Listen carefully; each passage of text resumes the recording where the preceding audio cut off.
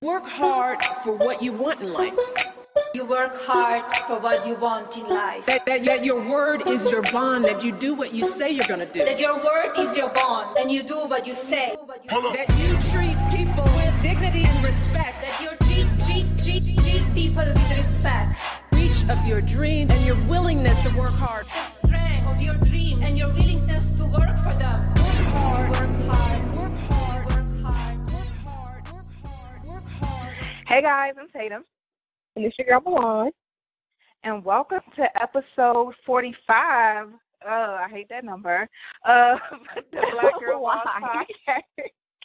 Girl, think about it. I'm going to give you a second to think about it. Oh, dang. Yeah, you're right. Because 45, yeah, this is awkward. Okay, welcome to episode number 45. Right, we should just skip it and be like episode 46, and they'd be like, what happened to episode 45? We skipped that for obvious 45 reasons. is a number we do not acknowledge. Right. I'm going to do that, too. When I post this, I'm just going to put episode 46 for petty purposes. Petty purposes only. Yes.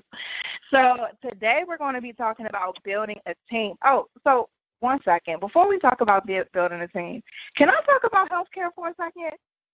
Absolutely, please. So it's healthcare open enrollment right now for y'all that don't know. Trump's been that guy has been trying to get rid of Obamacare and all of that. So I'm not going to get too deep into that because I'm really not that well versed on it. But open enrollment is open right now. So I'm searching, trying to find healthcare. And so what happened? I'm 25, so you technically can be on your parents' health insurance until 26. So when I was leaving my job, I was like, oh, bet I'm good until February when I turned 26. So, but I was on my father's health insurance. So he messing around, break the law. So he locked up. So I don't have health insurance because he's incarcerated and, of course, doesn't have a job anymore. So I was like, SOL. He went away in August. So since August, I haven't had health insurance. So I've been kind of just looking, and I knew the open enrollment period was coming up, so I kind of just waited until then to try to find health insurance. So since it's open now, and I have been to the doctor and stuff like that since I haven't had health insurance. What I did at first was when I knew that he was getting ready to go away, I did all my important appointments. So got my checkup, got my physical, I got all my important appointments out the way while I still had it. And then I've gotten sick or whatever since then and gone to a patient first and just paid out of pocket.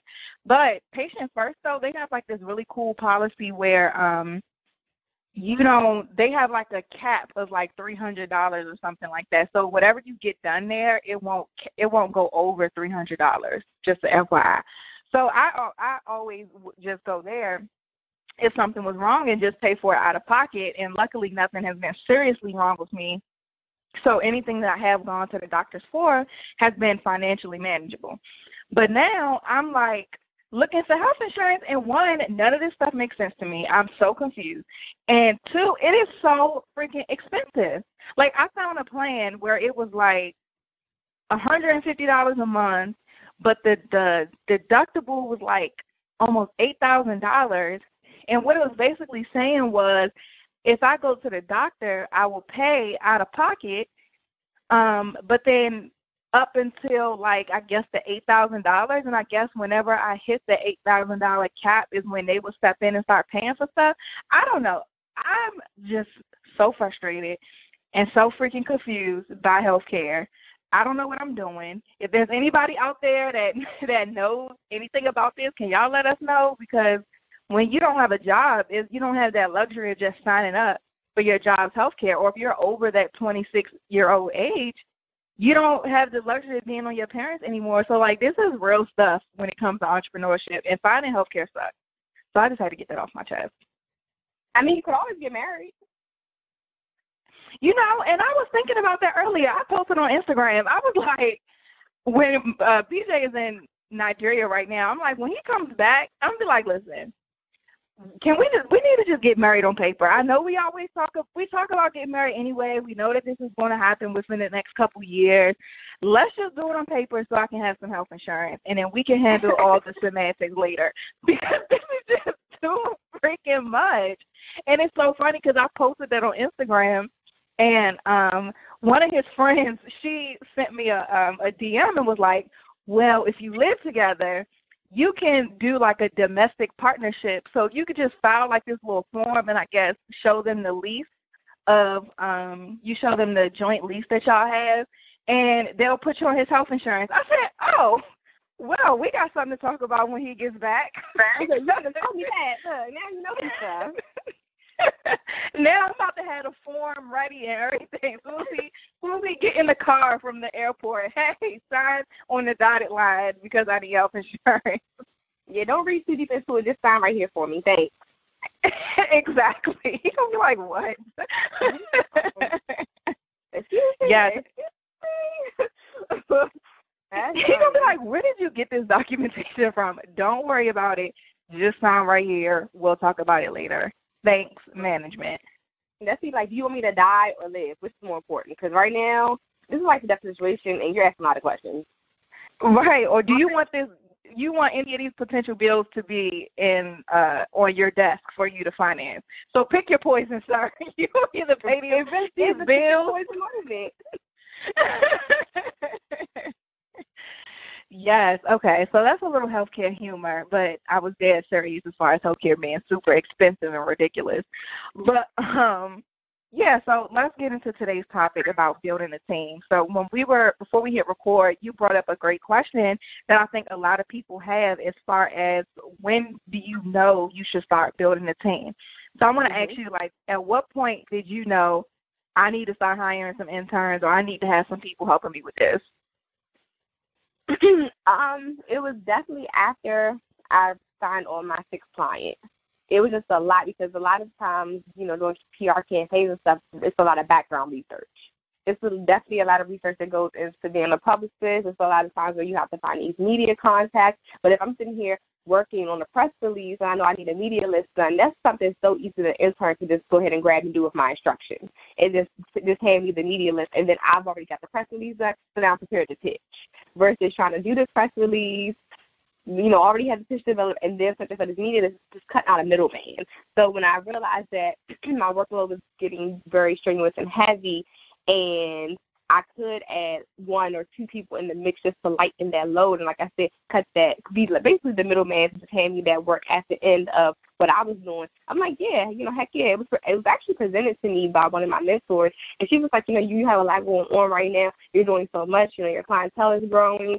You're here, here, and here. You have all these projects. Have you ever thought about getting interns to help you with that, the groundwork and certain things that you need to really be effective? And I'm like, I never thought of it that way. I never thought about it. So I started off with just 1 intern just to, test the water, see how I liked it. But then also for me, when I really thought about the internship, was really being able to provide people with that experience that I know that, time and time again, we're like, oh, we need experience. I'm like, okay, and then that's a benefit for them. They're getting the experience in their field, and they're going to have something to put on their resume so they can never be told, well, you didn't have experience. So it was like a lot of factors in there for me as far as like how did I know when to start a team and when I started my team. But it was more so when I felt like I was slowing down and I wasn't providing as fast the work as I normally provided. But that's only because the clientele picked up. Now with 1 client, I was fine. I'm like, okay, it's just me. I got this. But when you see those numbers picking up and you feel that you're moving a little bit slower than you normally are trying to get things done, probably because you need a little bit of help. And it's okay to admit that. Yeah, I was just thinking as you was talking, I forgot what I was about to say. But I was going to ask you, like, is it or was it hard to really give up certain tasks? I know for me that's a difficult thing to really trust somebody enough to let them in my business. So was that difficult for you to bring somebody on and give them a certain level of responsibility? Absolutely. It was definitely hard because it's like this is your baby, and there's certain things that you don't want touching your baby. In real life, it's just like having a child. Certain things you just don't want touching your baby. And not to say that these people are bad or anything, but it's like a press release. I know the type of formatting it takes for a press release. I know the type of PR writing and verbiage needs to be utilized in the press release. And I think that I can't teach them that. But starting out, I wasn't comfortable handing them a press release to, draft up and pitch, and I just go ahead and send it out because I would still have to look over it thoroughly anyway. Now I've learned, of course, taking them through, like I told you before, taking them through training prior to them even starting. So they'll go through a training, they'll get the template, they'll get everything, and I designed the template. So when it comes down to the press release, we'll have the meeting beforehand, or I'll tell them, hey, this is the press release, this is what needs to be included. They have the template, which is an insert here type of template. They insert it there, and it's done. So it was really hard to give them stuff, but I had to find a way for me to be comfortable with giving them stuff. And that only way that was going to be is to train them and provide them with templates. Because, one, who designed the template? Me. And then that way they are able to see how it's supposed to look, what type of things are supposed to go here. And the template is definitely very descriptive because it'll tell you in that line item what type of information should be here. So it definitely took, and keep in mind, y'all, I just made this template recently. So think about how long that took me to actually really be comfortable with some of these things. But certain levels of stuff that I did give that I felt comfortable with was, of course, pitching, having them pitch via phone. And I believe that they could speak well, and we as in the intern and I had a conversation and had a sound enough pitch, and they pitched it to me, and they kept practicing, then I felt comfortable. Okay, here's the list of people that we need to contact. You already got your pitch, the story, what you are pitching, go ahead. And that was comfortable for me. I think that's dope that you do that, though, because that does add an extra level of comfortability if you give them that assignment prior to hiring them. You give them that assignment, and they prove if they at least got the foundational things that you need, that you really got something that you can actually work with when they come on. I remember my first job outside of when I graduated from school, it was a sales job, and one of my things before getting hired or prerequisites to getting hired was to do like a mock sales call, and they critiqued me, and then how I did on the sales call was determine if I got the job or not. And so I thought that by you doing that, I think that's dope because then you're able to see what they can do. So for you guys that's listening and you have an assignment or something that you can give them to kind of assess where they are, if they're actually paying attention in class or if they just cheating off the person next to them to get good grades, like put them to the test before you hire them. I think that's like really important.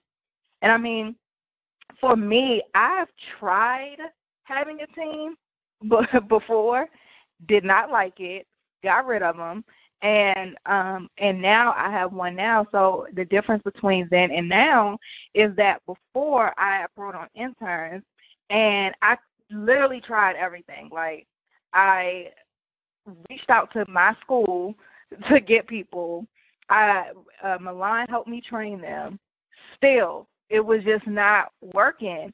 And I don't understand. I just started, like, doubting myself, to be honest, because I'm like, am I a bad leader? Like, what is it? Like, why do I keep getting these people who are lazy, who can't figure out anything for themselves? Like, one of my biggest pet peeves of life is for anybody to bring me a problem without a solution. It drives me absolutely nuts. And I think that's something I learned in college. A professor or somebody checked me on that before. They were like, if you ever bring a problem to somebody, bring them solutions, because that shows you, one, that you can think for yourself, and two, solve the problem and make their job less easy. When you work for somebody, it's your job to make their job easier.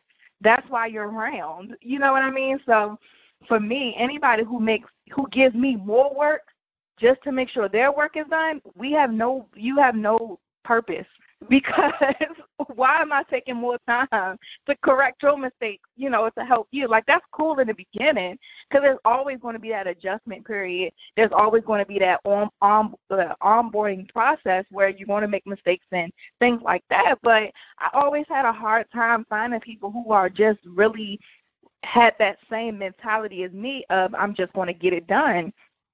So when I tried to bring on interns, it just didn't work. They just didn't have that extraness that was needed to help me run my business. And I was thinking before, when I was going through that, like, maybe that's probably how people feel about millennials, because I don't think that generation is still millennials. I don't know. I mean, they might be. I don't know. But maybe that's kind of how, like, the older generation think of millennials. They kind of think we're, like, lazy and things like that. That's kind of almost how I feel about the generation after us, because if that hustle is not there. And so that was the issue with me before. And then after that, I was just like, I'm not looking for anybody else. I'm really not. I'm just about to ask God to send me people to help me with my business. And the people that is on my team now, they both reached out to me separately, but they both reached out to me. And it's been a great working relationship thus far. But I just didn't know. Before, when I was dealing with them interns, I was like, I cannot do this because y'all are stressing me out. And I'm already an entrepreneur. My life is stressful. I don't need you making it worse. So, and then me also, I have a problem of giving up stuff. Like, trust is a big thing for me. And with me, trust is earned. It isn't necessarily given. So I have to know, okay, if I give you this task, you want to go above and beyond. If I give you that task, you want to go above and beyond. That's going to make me more comfortable as well. And something that I learned, I think Tiana taught me this. She was like, you have to have people on your team that are invested in you in some way, where they're getting something out of it. So if they're not getting paid, they have to be getting something out of it. So for interns, for you, they're getting college credit, they're getting experience in their field. So for me, a lot of the people who come to me, they need help with business. Now, I'm not their business coach in exchange for them helping me, but the best learning opportunities is for real, working with me one-on-one and having those offline conversations about stuff. That's where they really get the help that they want and what they're doing. But so for you guys who are building a team, really think about what can you offer to that person that's going to make them loyal to you and loyal to your brand. And the other thing that I wanted to add, too, was when you know it's time to bring on a team. So last week in the episode, I talked about how something that I did recently was just write down everything that I spend my day-to-day on, because my business is growing. I'm making more money than I ever have before. And it's like things are going very well. So now I'm looking at my time, because now my time is that much more valuable, because I need to grow this thing. I didn't pray for or work for my business to get to this point for it to stay at this point. So now I'm looking at ways to improve. Like, okay, I'm doing well. I got this XYZ going on. Now it's time to continue to grow. So in order to grow, I can't be working in the business all the time. So I wrote down like a bunch of things that I spend most of my time doing. And anything that doesn't require Tatum and her specific expertise is going to have to be delegated. And for me, what that looked like, to be honest, was like social media, posting content and stuff like that. So that's where my help really comes from, especially managing multiple brands. So, yeah, that's pretty much how I knew. So, Milan, I know I kind of talked about my little horror stories with interns and just the lack of work ethic. I know you got some stories on you. So have you ever had, or tell us about when you have had a bad experience with an intern, and what did you do differently so that you can bring more people of value and substance onto your team? Great question. And the transparent part about that is you're always going to probably get interns, not all interns, but 8 interns, no matter what you do or change, that you're going to be like, how did I get stuck with you? But that's because just like a relationship, people put on this facade to get the job or to get with you. And then they show the true colors a little bit later. So it's like, it's inevitable that it's going to happen, sad thing, but it's ways to prevent having a whole village of them. So one of my experiences with 8 interns, I have several. Which one do I want to talk about?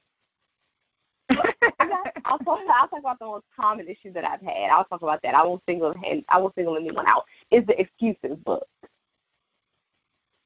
I have never met so many interns that had the same thing in common until most recently. I had like 3 back-to-back sessions of interns, and one intern out of the batch that I had always had an excuse about something.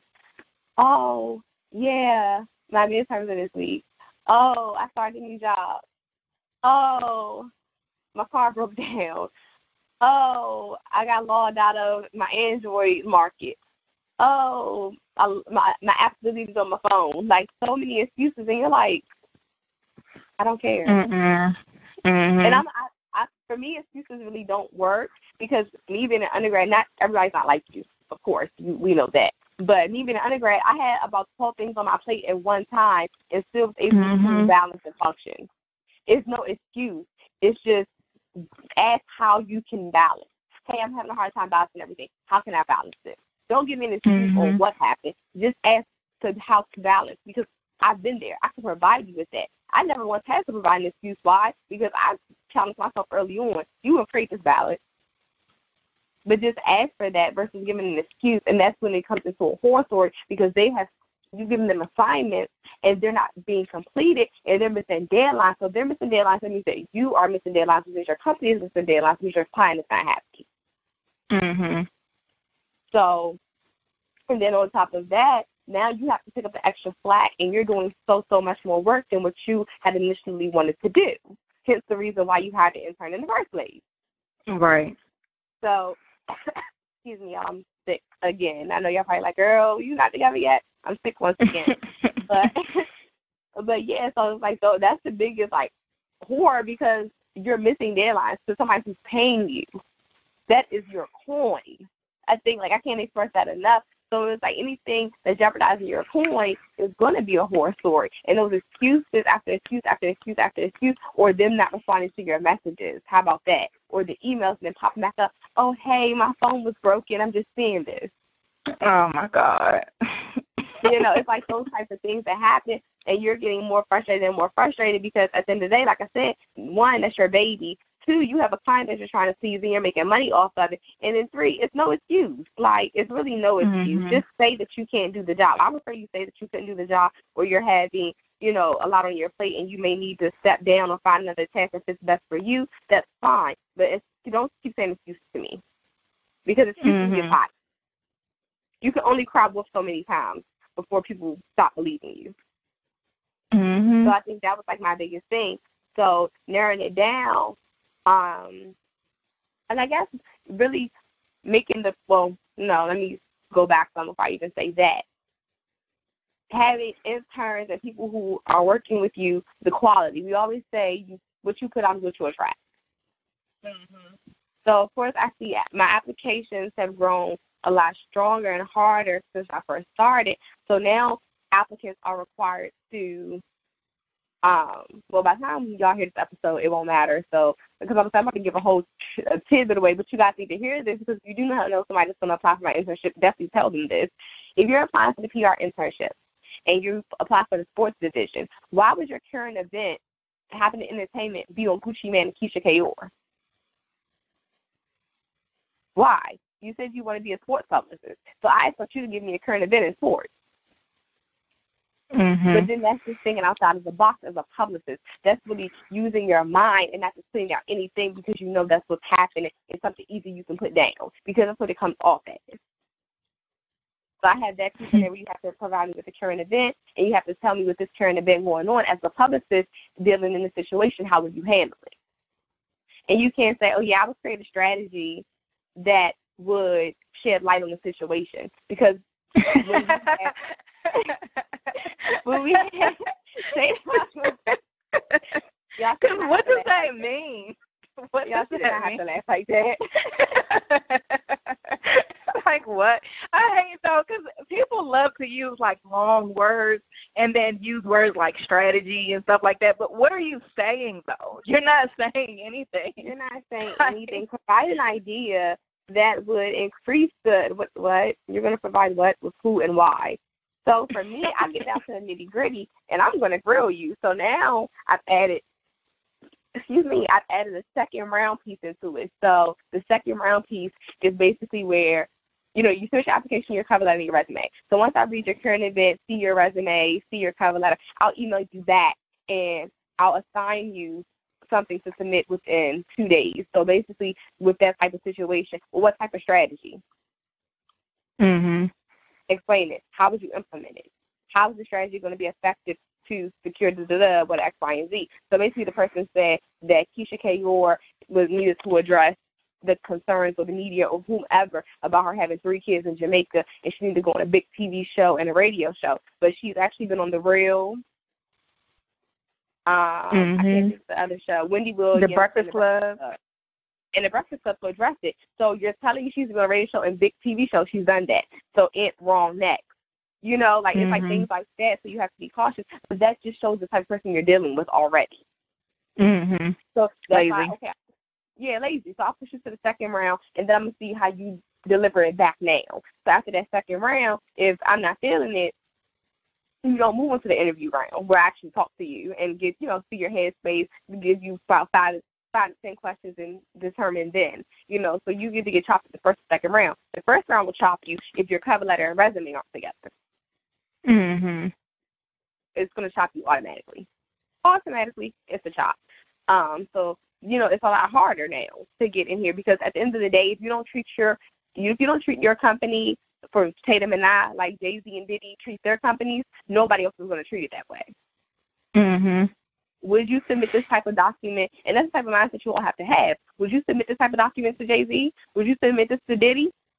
If you wouldn't, so why are you submitting it to me? Don't think because I'm your peer or close in your age that you can submit anything less than what you would submit to them. Because at the end of the day, this is still a full functioning business that runs my livelihood. So that's how it has to be presented. So it's gotten harder. The quality of interns has risen because of that. But I had to learn that the hard way and really figure out what was the issue, what was I not doing. And it wasn't necessarily the intern because they're going to put out what you allow. They're going to do what you accepted. So it was more so for me from a business standpoint, and that standpoint of, okay, these people are representing your brand. Who do you want representing your brand? And 3, who can hold the brand down if you go out of town and need some stuff done that you can really rely on? Or more so, if I have this internship position for these interns and Tatum say, hey, I'm looking for the interns. Do you have anybody you would recommend? I need to be able to recommend my girl the best of the best because I know how she is. So, you always want to have those interns or whoever working for you that you can refer to and give a referral to.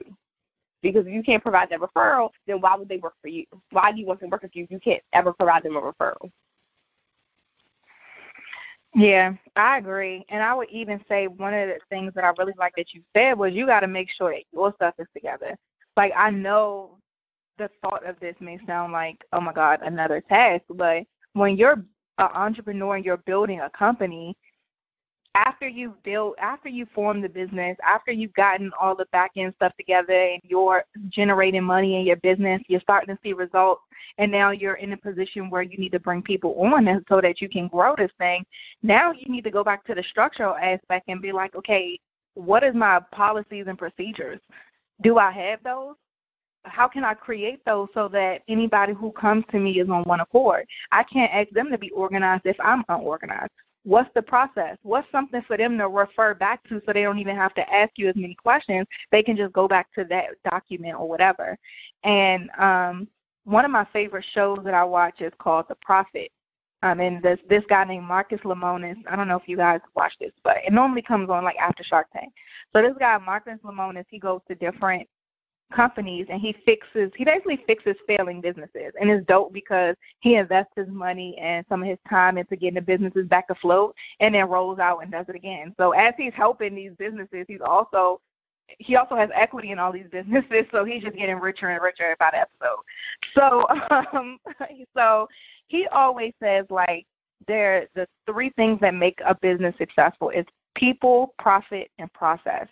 And the people is a big deal. So, of course, you have to make sure you find the right people. Of course, you have to make sure you put them through this vetting process. You have to make sure that they're loyal to you, your brand, that you guys have a mutually beneficial situation so that your business can grow. But also the process got to be on point. Like, are you efficient? What is the process like? If your business is all over the place, if you don't have like a clear process for what happens, then how are you going to grow the business? How are you going to delegate stuff? They don't know what you're thinking. They can't read your mind. Your intern or your new hire, whoever, they can't read your mind. They can't read your brain. you have to have some type of process listed. And that's something I did for myself. So when I brought on people to help with social media, I had to come up with, okay, you're going to be my social media manager. So then I get online like, okay, what does that job description entail? Okay, this is what it entails. Let me put that into the document.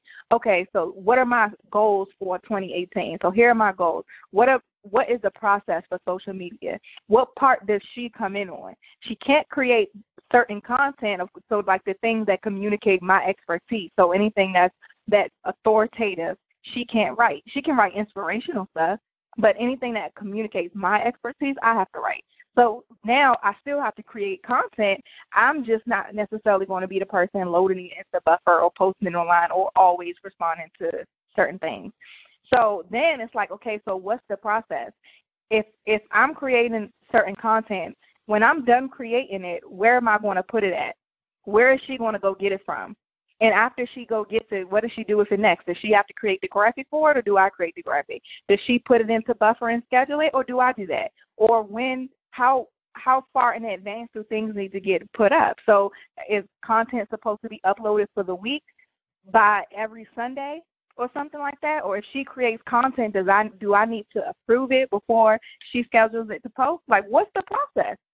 And that's something that you guys have to figure out too. Figure out that process before you bring somebody on, because that's going to help you vet people as well.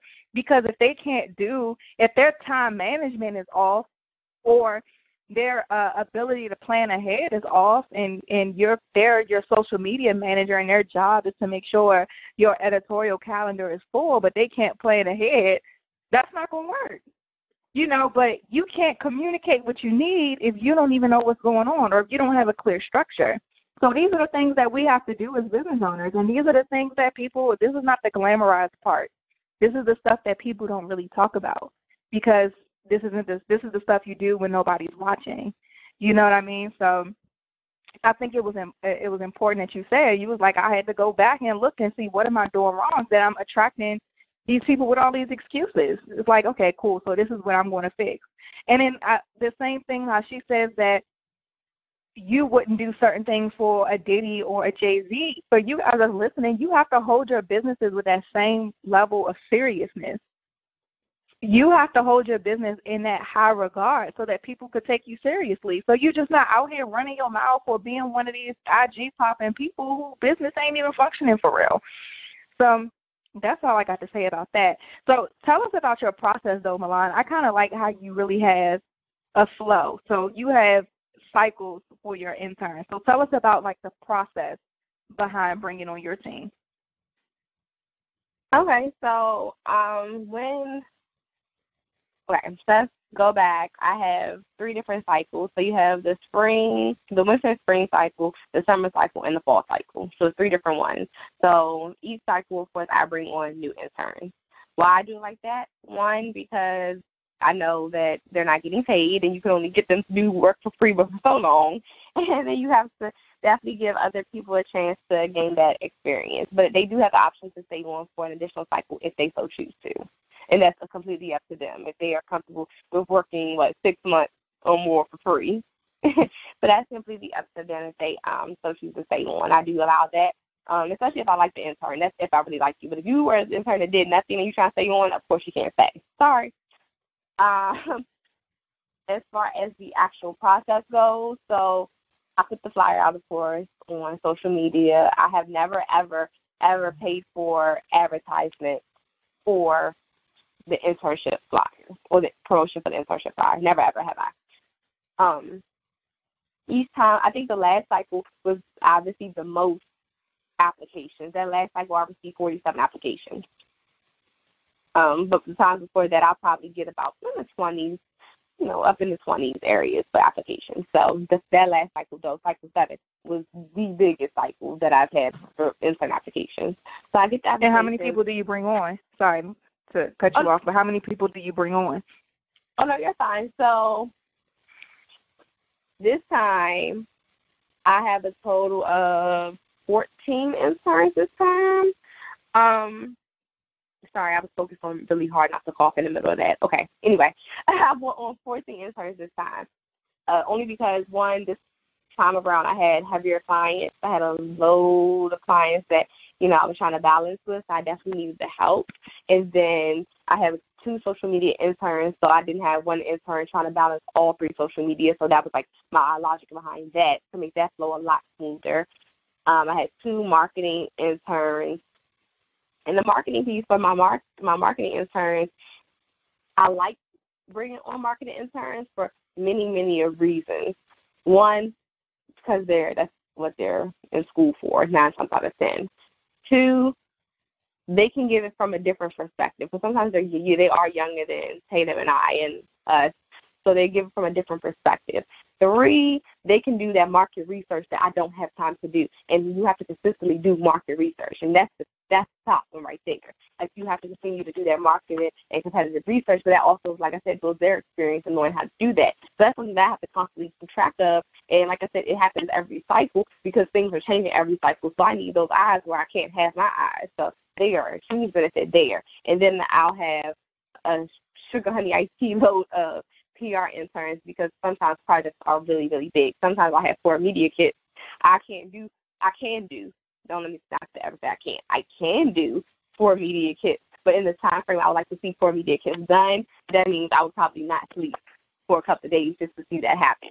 So then that's easy to divide that up. So that's 4 people with media kits. Then I say I need quick press releases done. I know the person can write. They can move quickly. You get a press release. So that's my logic behind when I pick those interns and how many interns that I pick. In the process, they, like I said, apply via the website. I get the applications. I look through them thoroughly. I have a lot of questions in there that I ask, like how creative are you from a scale of 1 to 5? How innovative are you, 1 to 5? How big of a people person are you, 1 to 10? I had to open the 10 range because 1 to 5 is kind of small to be a people person because I know for a fact beforehand I probably would have been like a 2 on a people person scale. So I realistically knowing, I'm like, you know what, don't even try to give anybody a 1 to 5. Give them a 1 to 10 so they have room to play around with. But, so I look through the applications. I spread them out on the Excel sheet, and then I go back through them. So that's when I go back through, and the first time I go through this, make sure they answer the application. They submitted all the documents needed because they didn't. I will send out one general email to everybody who didn't submit certain pieces in a big email blast, like, hey, you may have not submitted 1 or 2 pieces needed to complete your application. Please submit this, and I give them 24 hours to submit it. If they did not submit it in 24 hours, they're automatically eliminated off the list. If they submitted it now, all my guesses who submitted stuff are there. So now I can go through to see who's moving on to that next round, which I just kind of talked about previously with, okay, I'll email you asking you questions. So like for my marketers, I'll ask them to submit me any marketing work they've done thus far within their institution, or if they're not in school with whatever company we're working with, submit me that sample piece. If someone writes in their current event that they would do a press release, send them there, okay, great, glad that you're going to do a press release, now send me one on this topic. So that's how that process goes. So then once I see that, I'll get to see how you write, I can see the work that you've done, what you're capable of doing, how creative you can be, how far your mind can expand, and thinking out of the box and all those great things that a publicist and a brand are supposed to know how to do. I get to see that firsthand. Not saying it has to be perfect because you're here to learn, but you have to have some level of consciousness that makes me feel comfortable. So if you have it, you get a yes, you get a group interview call, and I really love group interviews. Like, really? Why? Let me rephrase that. When I'm in a situation of a group interview, hate it. When I'm doing this other people, love it. Because you get to see how people think in one setting. You'll get the piggybackers. You'll get the, similar to what she said or he said, and then you'll get the one who's like, yeah, F all of that, I got my own idea. Right. So you get to see, and it's so fun to see that because it's just, like I said, you get to see how people really think in a group interview. And I find that to be the most effective because if I hear piggybackers throughout the whole interview, you're chopped. Because you could have just answered it in your own way if you had your own idea. But I mean, you mean the people who be like, yeah, I just agree with such and such, or the people who basically say the same thing such and such said. Exactly. Or the piggybacker, they're like, yeah, I definitely agree. But to add on to that, and when they add on to it, you should have agreed and moved on. Because you didn't add much of any substance. Now, if you was a piggybacker that does add substance, I'm like, dang, that was actually a good addition, then it's a different story. But if you just added to and it was like you should have left it alone, then it's a chop. Mhm. So I look for that. So that's why I personally love group interviews when I deal with them.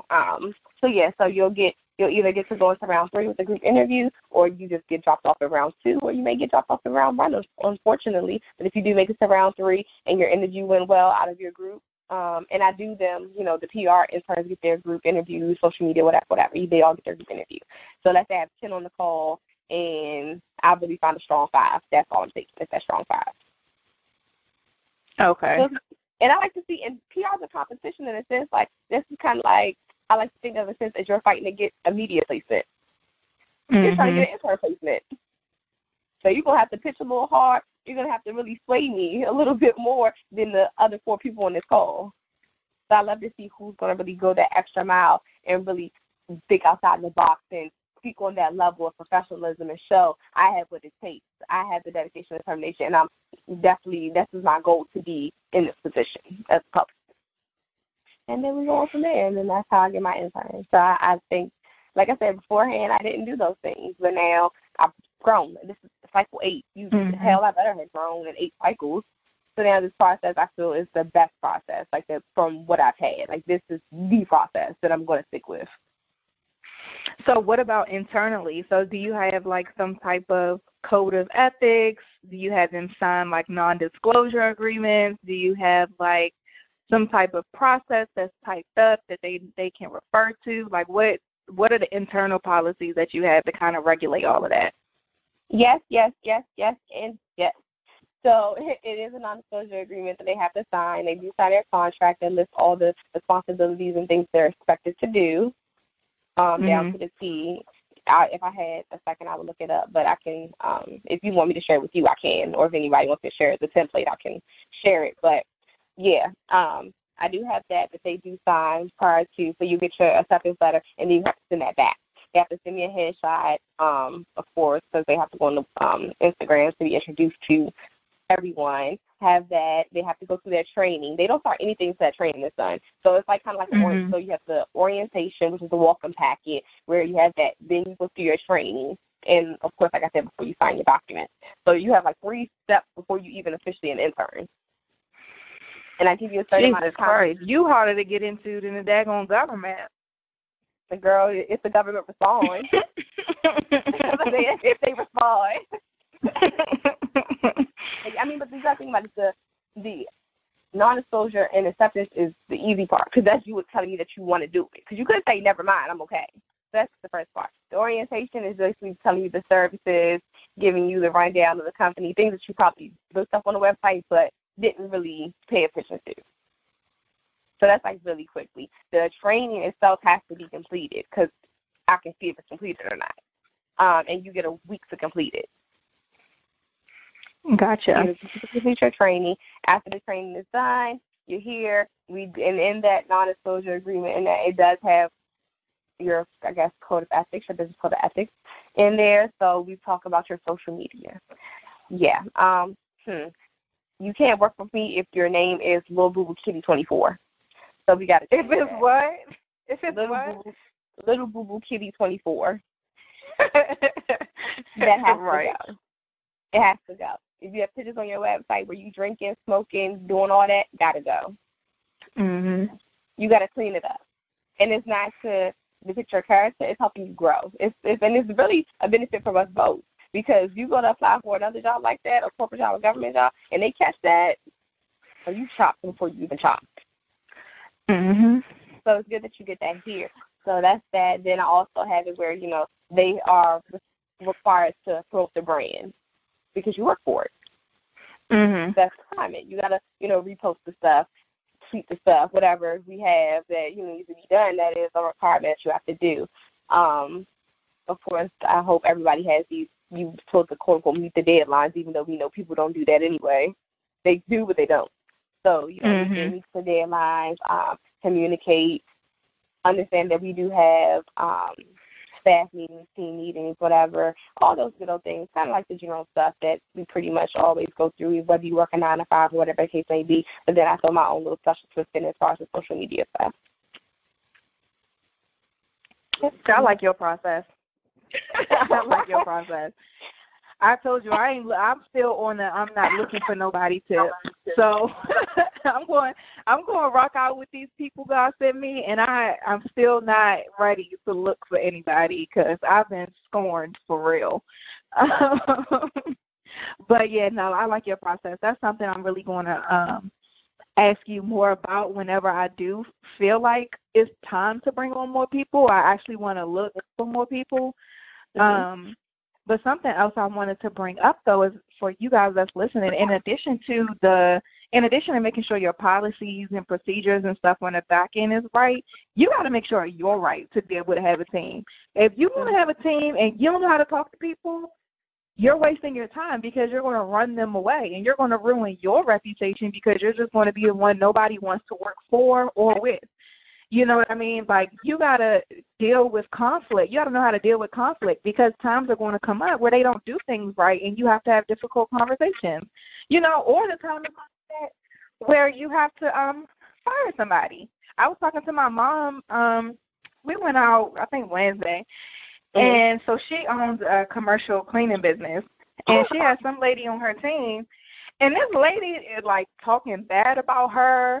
And the lady is just trying to do, like, side deals with the managers of the different accounts so that she can kind of, like, slide herself in there. I don't know. The lady's just doing a lot. So my mom is talking to me about it, and I'm getting mad. I'm like, why does she still work for you? But my mom is, like, super duper nice. And I know y'all probably like, is she? Because you don't sound that nice. But I don't take after her in that regard.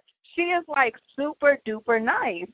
And her niceness is a detriment because you got people on your team who are doing you dirty, that's not doing a good job, that's being shady about it, et cetera. So in addition to, if you're not the type that know how to talk to people, et cetera, if you're the type that's super duper nice to the point where somebody could be hurting your business and you can't muster up the courage to talk to them, that's something that you got to fix before you bring people on your team. Because a part of being a boss is bossing up.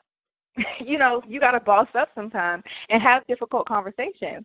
And sometimes you have to let people go, or sometimes you have to correct people, but correct them in a way to where they understand, like, this is unacceptable. But that doesn't mean I don't like you as a person. That doesn't mean that I'm not going to help you. That doesn't mean that anything negative. It just means that this is unacceptable, but this is how you can do better, and give them an opportunity to improve if that's what you want to do. But dealing with people and being a leader, being a manager, is a hat that you're going to have to wear when you start building a team. And that's something that for you guys who may not even be in a position to where you need to build a team yet, but you want to one day, think about that stuff now. Because that's stuff that you can work on in the meantime. So when it's time to bring people on, you just productivity. Like, you just work in. It's not like you got to go back and redo some things within yourself so that you can actually build a functional team. You already took care of that before. That's another part of preparation. So that's all I wanted to add. Oh, go ahead. No, I would say absolutely. And I have a perfect example of talking to someone, how you should talk to people. One of the interns that I had, and Lord Jesus, this intern did not do anything, and she was just very defensive. And this was before my interns, they do receive clients to work with. So, like, one of my interns, I gave her one of my clients, and she worked on her launch party. She did everything for her launch party: the press release, securing media, securing sponsorships, all of that. So she did a phenomenal job. So she worked with her on that. So this particular intern couldn't even get the media list done that I needed done. She was making That's the easy part. That's the easy part. Could not compile the media list that I needed her to get done. So I kept asking, and then it was like one point, this is I think the ending result of it, she said something about, like, well, you didn't say this, that, and the third. And I said, I did say this because you weren't the only person who had the media, a media list. Everyone else had a media list and understood the directions clearly. If you didn't understand, you definitely could have asked me, and we could have found a solution on how it could have been better for you. And she's like, okay, well, I still didn't get it, and for you to keep asking how you're asking, because I'm like, you're meeting a deadline late, like, you're getting frustrated. So you're like, now you're applying pressure. Like, you go from being really nice to, hey guys, what's going on? You guys okay? To, okay, ladies, it's getting ridiculous now. We kind of need to get this done. But that's still not a good way to say it, because you could be like, what the F is going on? The shit need to be done. Like, it's a difference. It's a huge difference. You can say it with assertiveness, but it's just the wording of it. So I didn't say it how Milan would have said it. I said how Miss Mobley should say it. So I was like, it's getting kind of ridiculous. We're running someone's time. Like, I'm really becoming unpleased with this situation. So she's like, and I don't like how you're talking, like your not your verbiage, your tone. Imagine we're texting. And my fault. I should have called her on the phone. She should have heard it. But she's like, your tone, I don't like it. Like, that's not how you're supposed to talk to an intern. And this may not be the best opportunity for me. And, oh, by the way, I haven't even received my client that I was supposed to so-called receive. How you going to get a client? You can't even complete a media list or follow simple instructions. But I say that to say, you can say it through a text message all you want, but someone's perception is their reality. So however she perceived it is going to be the reality of however I said it in her mind. So just pick up the phone and call somebody. And you can be very assertive when you say things. It's just you have to be mindful of the words you use behind your assertiveness. Yep, and I always use the sandwich method. Say something nice, say the truth, and then say something nice after. I learned that in my peak young Tatum days. I'm just going to say, because I was a hot mess. So somebody taught me the sandwich method way back when, and I still use it to this day because I'm a very direct person. And so I have to just be very conscious of how I say things because they can sometimes come off harsh. So I want to just make sure, especially when working with somebody on your team, it's about the communication. It's not about how you feel. It's about how can you deliver a message that has the intended result. And a lot of times that means that you're going to have to swallow your feelings and just have that conversation and come to a resolution. And something I was going to also say, I agree with Milan, definitely don't text people. Call them. Sometimes meeting up in person is just not timely, like it just isn't going to work, or they may not even be in the same area as you, but call people, and then after you call them, I got this from white people in the workplace, after you call them, send them an email referring back to the conversation, like, hey, as it was great talking to you today, as we discussed on the phone, yada, yada, yada, yada, yada, yada. So that way everything is in writing. So it's no misconceptions, it's no miscommunication, nothing, because everything is in writing and can't nobody say nothing to you about it. So that would be my advice as well. And as for all of you guys that are listening, as you're at your job, this is the perfect time to pay attention to how you will and will not recruit and manage a team. Because if your boss get on your nerves, why do they get on your nerves? Aside from how you feel, why do they get on your nerves? Is it their communication? Is it that they're unorganized? Is it that whatever? What is the reason? So you can make sure that when you start building a team that you don't do those things. Or what are some things that you like about your boss, that you like about your company or the leadership at your company? And you can apply those things to your business as well. One thing that I liked at my job was they did a lot of activities, and I like to eat and do stuff for free. So they always had some type of free happy hour. I like to drink for free too.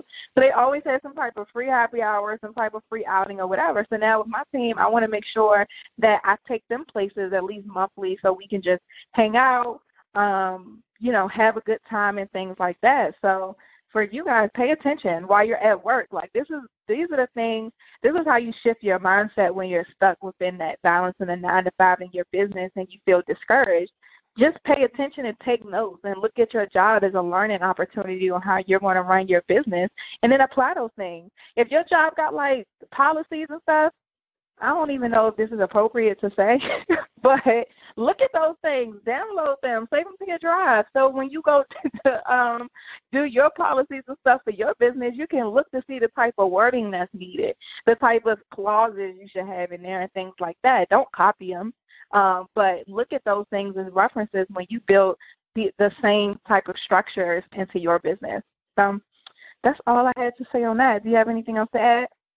No, that's really it. As this process grows, I'll let y'all know. But, I mean, like I said, I've given you what's been most effective and what I know. So just be patient. Don't be wilding out and trying to kill nobody up. Just be patient, because I know it will be so frustrating at times. Oh, and don't be afraid to fire anybody. I'm famous for firing people.